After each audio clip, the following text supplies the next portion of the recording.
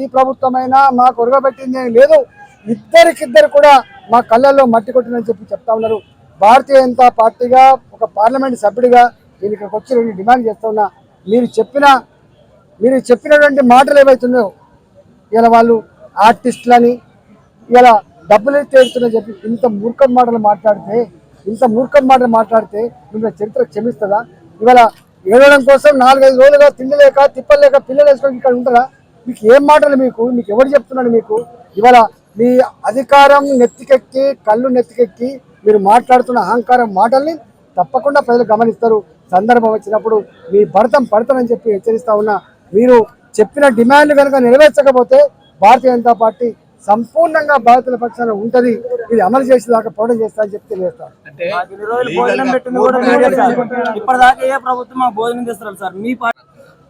ఇవాళ 2014లో ఇవన్నీ కూడా భూదాన్ భూములు, పేదవాళ్ళ ఇళ్ల కోసమో పేదవాళ్ళ వ్యవసాయం కోసమో ఆనాడు దానం చేసిన భూములు. ఇలా జాగిరి కాదు, ప్రభుత్వ భూములు కాదు. 62 ఎకరాల 7 గుంటల భూమి, సర్వే నెంబర్ 147, 148, 149 ఇవన్నీ పేదలకు ఇచ్చిన భూములు. ఇవాళ దాంట్లో ఇప్పటికే 30 ఎకరాలు కబ్జా చేయబడ్డాయి. ఈ ప్రభుత్వానికి దమ్ముంటే, నిజాయితీ ఉంటే ఏ భూదాన భూములు అయితే ఆక్రమణకు గురైనాయో వెంటనే వెలికి తీయాలని చెప్పి డిమాండ్ చేస్తారు. ఆ భూములు, ఈ భూములు, ఆ 62 ఎకరాల భూమి ఏదైతే ఉందో ఆ భూములలో పేదవాళ్ళకు ఇల్లు కట్టాలని చెప్పి డిమాండ్ చేస్తున్నారు.